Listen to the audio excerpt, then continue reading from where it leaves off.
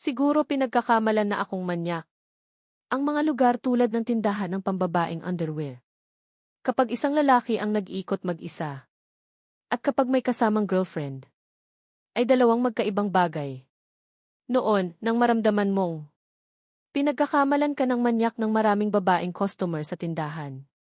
Hinawakan ni Baiuyo ang iyong braso. At matagumpay na pinakalma ang mga mapanghusgang tingin sa iyo. Ang mga lalaking handang samahan ang girlfriend nila sa pagbili ng underwear ay mabubuting lalaki. Pinagpawisan ka ng malamig. Pakiramdam mo ay sinasadya ni Baiuyo. Kung hindi, bakit hindi niya agad hinawakan ang braso mo? Umismid si Baiuyo. At hinila ka papasok sa tindahan ng underwear. Teka, okay lang ba talagang mag-ikot ang lalaki sa tindahan ng underwear? Sobrang komplikado ang nararamdaman mo ngayon. Nakikita mo na seryosong-seryoso si Baiuyo sa pagpili ng underwear. Pagdating sa underwear, hindi mo maiwasang tumingin sa direksyon ng maikling palda ni Baiuyo. Ang mga babae ay sensitibo sa mga bagay tulad ng tingin. Naramdaman ni Baiuyo ang paggalaw ng kanyang katawan at mabilis na lumingon sa iyo. Pero tumingin ka lang sa gilid at parang sobrang interesado ka. Wala naman sigurong problema to, di ba? Nang makitang hindi ka nakatingin sa kanya, lumingon ulit si Baiuyo at nagpatuloy sa pagpili ng underwear. Pero muling lumitaw ang pakiramdam na tinitingnan siya. Muling lumingon si Baiuyo.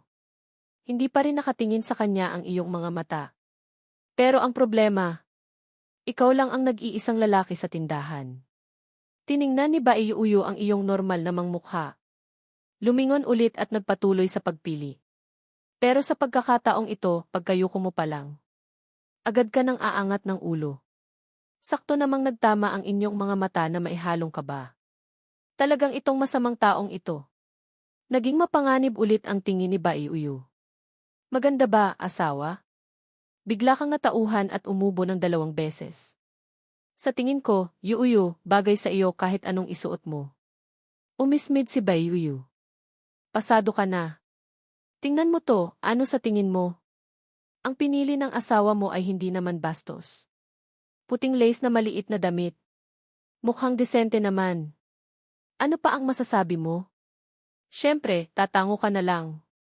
Tutal, hindi mo naman makikita. Tuwing gabi, nagpapalit ng pantulog si Baiuyo. Ang ilang pinili ni Baiuyo ay medyo conservative pa rin. Hindi tulad ng iniisip mo. Karamihan ay cartoon-themed at cute style. Pagdating sa bayaran, natural lang na ikaw ang nagbayad. Nasiyahang hinawakan ni Baiuyo ang iyong kamay. At napansin niyang pawis na pawis ang palad mo. Ito na siguro ang nagpawalang bisa sa kasalanan mong paninilip sa akin kanina. Di ba? Natawa si Baiuyo. Hinila ka niya palabas. Noon, sumunod ka sa likuran ni Baiuyo. At napansin mong namumula ang tainga ng magandang si Bai. Mukhang hindi rin siya kasing tapang ng inaakala ko. Asawa, bili tayo ng milk tea. Parang ang tagal ko nang hindi nakakainom ng milk tea. Sa totoo lang, hindi siya pinapayagan sa bahay nila ng mga junk food na mataas sa asukal. Matagal na siyang nagsimulang alagaan ang kanyang katawan.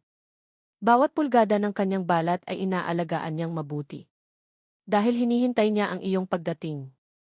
Gayon din, inaasahan niyang ipakita sa iyo ang kanyang pinakamagandang bersyon.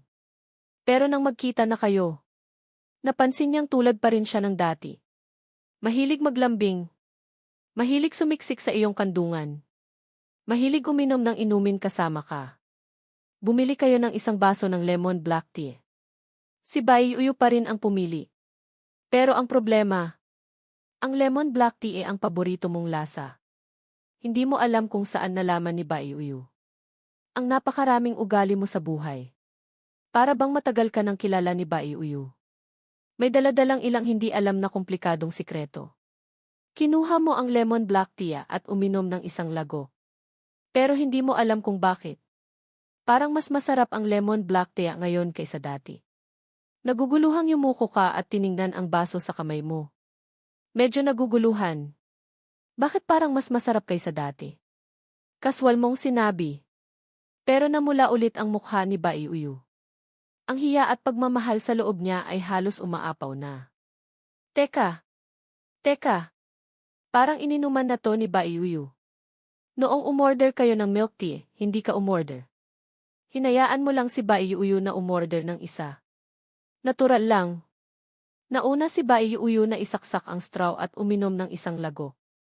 Hindi ba tito yung tinatawag na indirect kiss? Napalunok ka. Lalong namula ang mukha ni Baiyuyu. Medyo hindi natural siyang tumingin sa iyo. Ano kasi parang mas matamis kaysa dati. Pagkasabi mo noon, gusto mo nang sampalin ang sarili mo. Sobrang bastos ng sinabi mo. Pero bumulong si Baiyuyu sa iyong tainga. Sa tingin ba ni asawa, matamis ang laway ni Uyu? Siguro mga manyak lang ang mag-iisip na matamis ang laway. Ayaw mo talagang aminin. Na sa tingin mo, ang laway ni Baiyuyu ay sobrang ano. Pero ang problema, may nasabi kang kung anong hindi dapat kanina. Mas naging matamis ang ano. Wala namang ganoon. Tumawa ka ng malakas. At hindi na pinag-usapan ang topic na iyon. Bilang isang mature at responsable na kabataan. Sobrang hindi dapat na lagi kang nilalandi ng campus bell na si Bai. Dapat ikaw ang lumandi pabalik. Nagpout si Baiyuyu. Lalong naging cute. Pero hindi niya pinansin ang pag-iwas mo.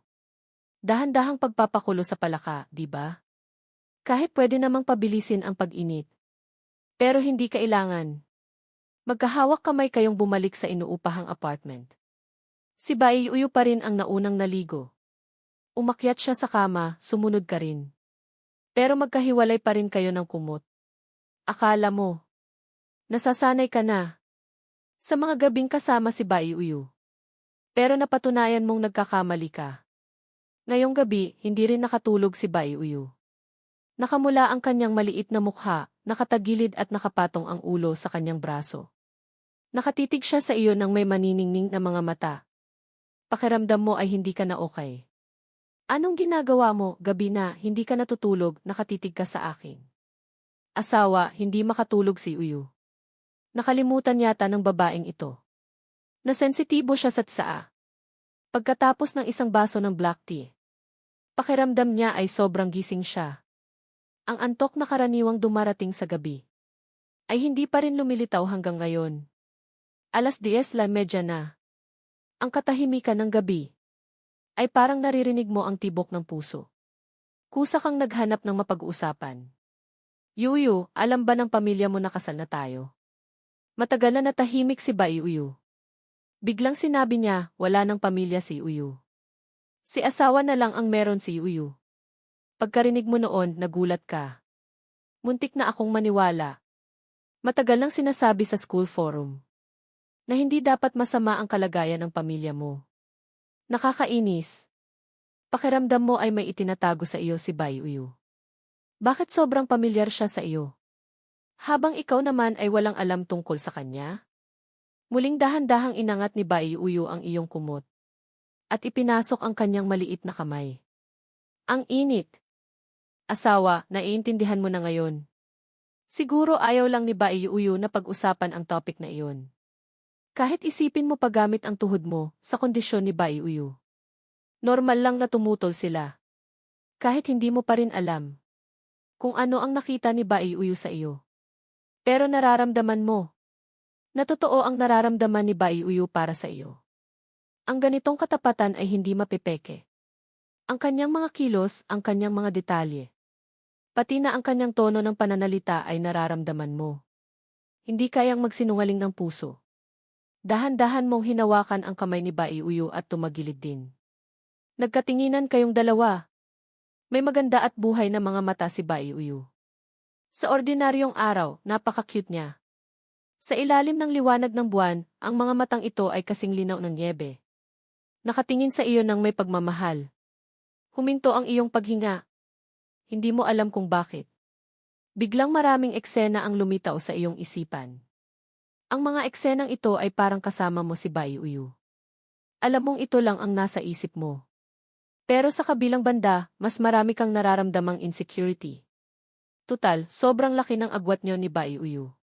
Pero sa kabilang banda, sinasabi sa iyo ng iyong damdamin na totoo ang nararamdaman ni Baiyuyu para sa iyo. Dapat mong pahalagahan ito. Narinig mo ang matamis na boses ni Bai Uyu. Asawa. Anong iniisip mo? Matagal kang natahimik bago mahinang sumagot, ini-imagine ko. Ang hinaharap.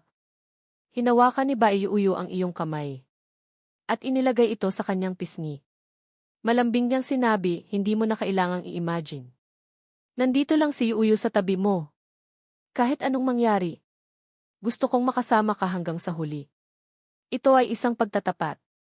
At nang sabihin ito ni Bai Uyu, walang anumang pag-aalinlangan. Para bang ang pagtatapat ng isang babae sa isang lalaki ay isang napaka-ordinaryong bagay. Naramdaman mong sobrang bilis ng tibok ng puso mo. Sinasabi sa iyo ng rason sa iyong isip na mas mabuting huwag kang masyadong mag-invest. Pero sinasabi naman sa iyo ng tibok ng puso mo na gusto mo rin si Bai Uyu. Mula noong araw na nakilala mo si Bai Uyu, gusto mo na siya. Nag-iinit din ang mukha ni Bai Uyu. Nang ilagay mo ang iyong kamay doon, talagang nararamdaman mo rin. Asawa, pwede ka bang pumikit? Nanginginig ang boses ni Bai Uyu. Sumunod ka at pumikit. Kailangan ko bati. Hindi mo pa natatapos ang iyong sasabihin. Isang mainit at malambot na labi. Ang dahan-dahan ng dumampi sa iyong mga labi. Ito ang halik ni Bai Uyu.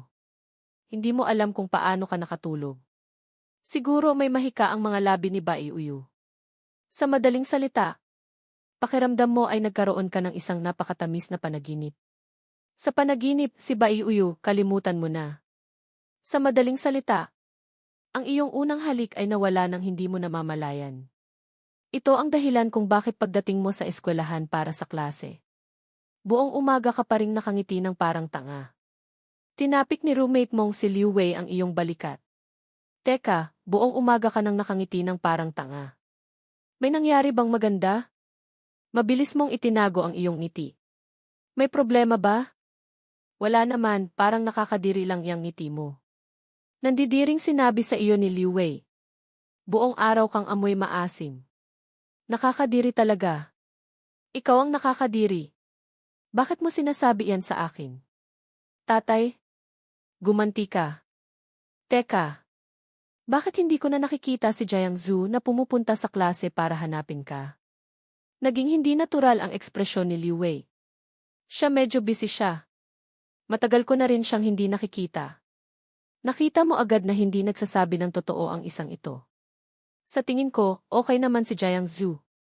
Mula first year hanggang ngayon, tingnan mo kung gaano ka na niya katagal nililigawan.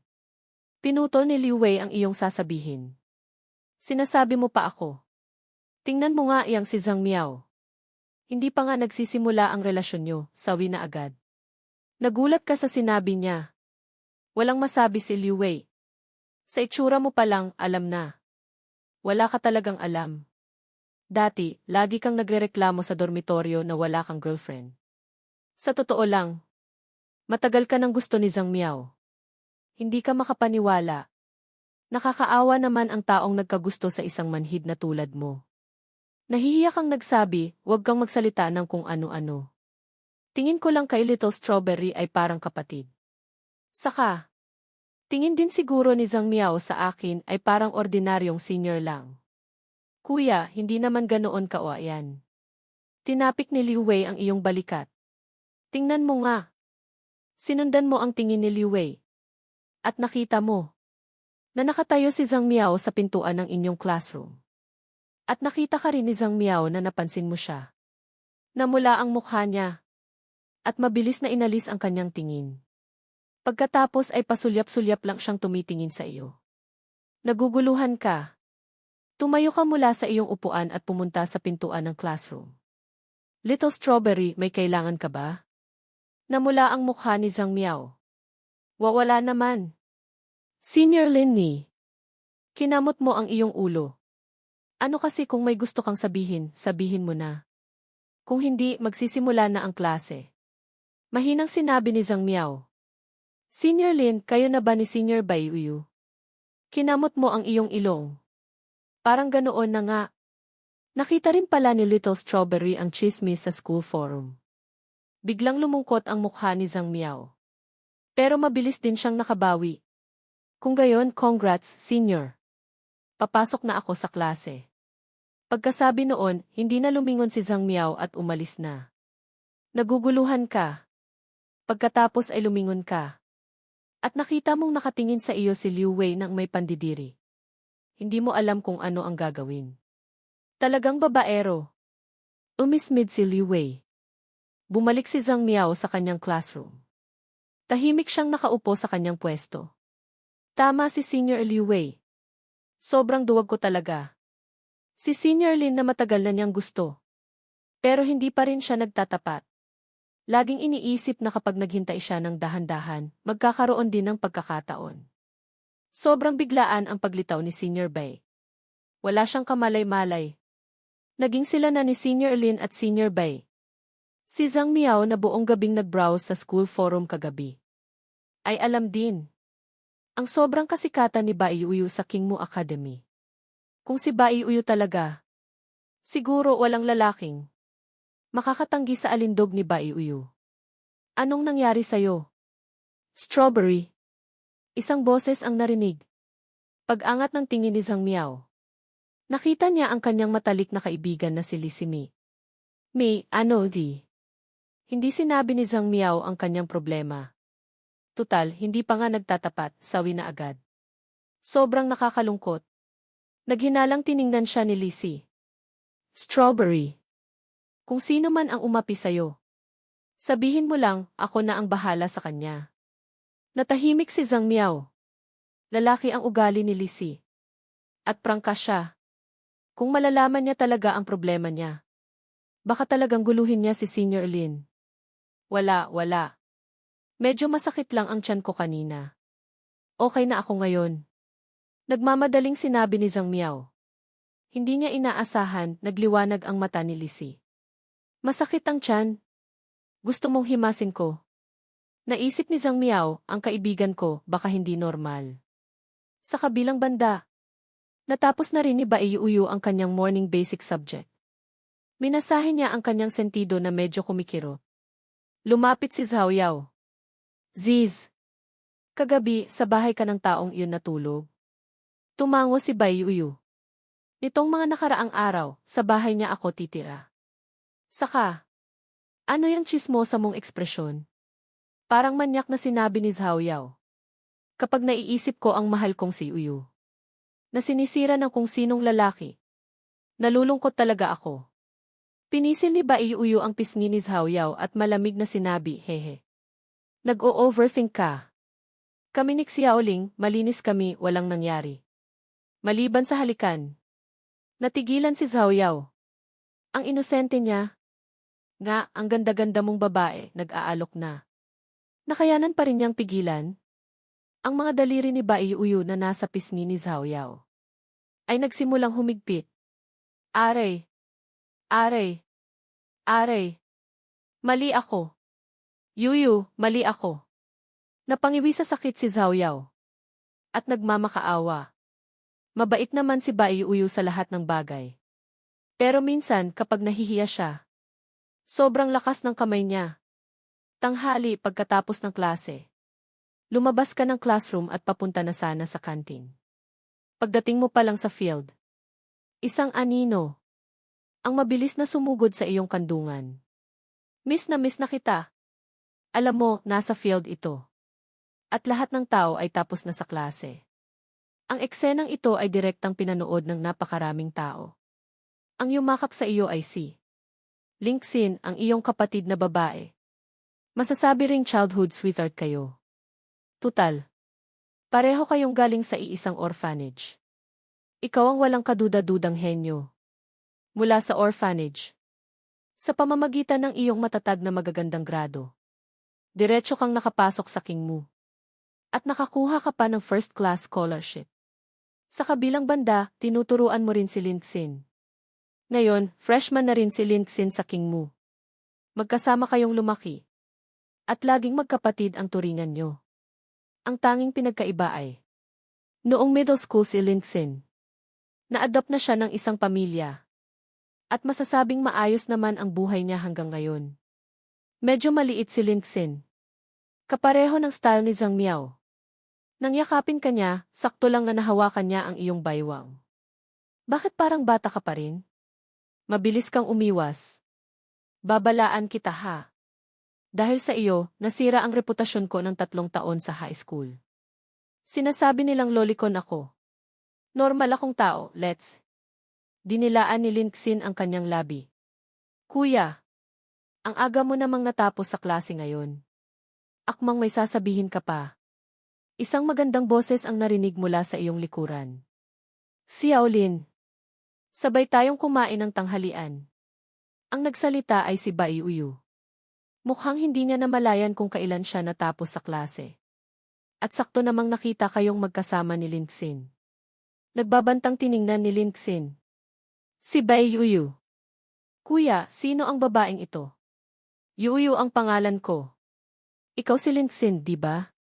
Asawa ako ni Xiaolin. Pwede mo akong tawaging Ate Uyu. Asawa? Sa isang iglap, naramdaman ni Lindsay na parang gumuho ang kanyang mundo. Niyakap kanya. At masamang tiningnan si Bai Uyu.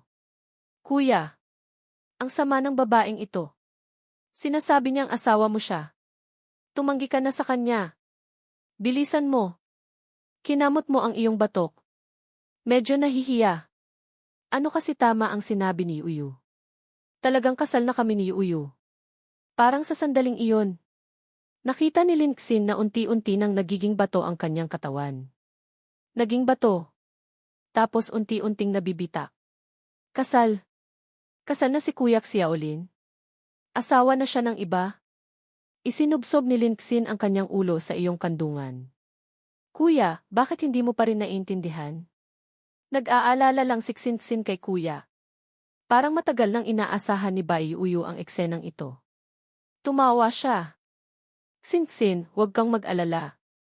Aalagaan ni ate ang kuya mo. Hindi ko kailangan ng tulong mo. Hindi rin kailangan ng kuya ko ng tulong mo. Okay na si Kuya Xiaolin sa akin. Pagkasabi noon, ikiniskis pa ni Lindsay ang kanyang ulo sa iyo.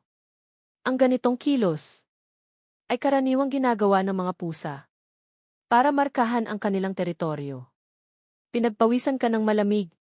Xinxin. Talagang kami ni Uyu ay kumuha na ng lisensya at opisyal ng mag-asawa. Pagkasabi noon, bigong napaupo sa sahig si Lindsay. Patay na. Ilang araw lang kaming hindi nagkita. Nahuli na si Kuya Xiaolin. At malalim pa. Nakakaawa talaga si Lindsay na parang talo ng aso. Medyo hindi mo rin matiis. Tutal, magkasama kayong lumaki. Hindi pa kumakain si Xinxin, di ba? Sabay na tayong kumain ng tanghalian. Nakangiting inakbayan ni Bai Uyu si Lindsay. Sa isang boses na si Lindsay lang ang nakakarinig. Bumulong siya sa tainga nito. Kung gusto mo pang manatili sa tabi ng kuya mo, mas mabuting sumunod ka sa akin. Kuya, talagang masamang tao itong babaeng ito. Kahit maganda si Bai Uyu. Pero kapag naging malamig ang boses niya, nakakatakot din talaga. Direktang natakot si Lindsay kay Bai Uyu. Tutal, malakas pa rin ang dating ng isang kiyaong miss. Hindi mo nakita na ang kapatid mo ay nanginginig sa takot. Sa ilalim ng banta ni Bai Uyu. Naglakad ka lang sa unahan. Sobrang delikado sa eskwelahan. Noong yakapin ka ni Lindsay kanina. Mai-imagine mo na ngayon sa school forum. Siguradong kumakalat na ang chismis na isa kang babaero. Nakakasakal ang pilitan. Noong high school, madalas sirain ni Lindsay ang reputasyon mo. Kung ano-anong chismis na lolicon ka.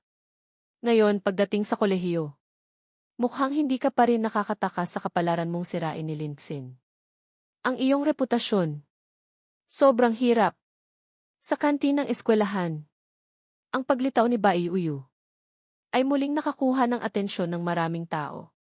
Pero mas kapansin-pansin ka sa benar niya. Dahil sa kaliwa at kanan mo. May dalawang magandang babae. Si Bai Uyu ang campus belle ng King Mu. At si Lindsay naman ay minsang tinawag na first school sister, pinakabatang magandang babae ng eskwelahan. At ngayon, dalawang campus belle level na babae. Ang nasa kaliwat kanan mo. Talagang naghahanap ka ng gulo. Hindi na nito binibigyan ng pagkakataon ang ibang mga single. Sapat na sanang isa lang ang hawak mong campus bell. Hindi pa sapat, dalawa pa. Medyo napabuntong hininga ka. Sina Linxin at Baiuyu walang gustong magpatalo. Kahit na sa ngayon, si Baiuyu ang may absolutong kalamangan. Tutal, may lisensya siya. Ibig sabihin, legal siyang nakapwesto. Ito ay katumbas ng pagkakaroon ng proteksyon ng batas. Ang kalamangan ni Linxin ay, mula pagkabata, kasama ka na niya. Hindi naman kalabisan kung sasabihing childhood sweetheart kayo. Nang magkatabi silang umupo, agad na sumiklab ang digmaan. Siyempre, dahil sa malakas na dating ni Baiuyu. Si Linxin lang ang umaatake. At walang epekto. Kailan kayo nagpakasal ng kuya ko? Ilang araw lang ang nakalipas. Tanungin mo ang kuya mo, mas alam niya kaysa sa akin. So, sa tingin mo, madaling lokohin ang kuya ko? Nakangiting sinabi ni Baiuyu. Siyempre, sobrang inosente ng asawa ko. Madali ko siyang naloko. Pagkasabi noon, naibuga mo ang iniinom mo. Nakakagulat talaga ang sinabi ni Baiuyu. Pasensya na. Virgin pa ako. Huwag kang magsalita ng kung ano-ano, okay? Lalong namula ang mukha ni Linxin. Nakatingin siya sa iyo, kuya. Tiningnan mo siya, sumakit ang ulo mo. Ganito ba talaga ka-intense ang simula pa lang? Kahit nasa kaloob-looban mo. Kampante ka pa rin kay Baiuyu. Tiningnan mo si Baiuyu na kalmado lang. Wala kang magawa kundi sumunod at pumila para kumuha ng pagkain. Iniwan mo sina Linxin at Baiuyu na nakaupo. Pagkaalis mo, ngumiti si Baiuyu. Xinxin. Kapatid ka lang niya.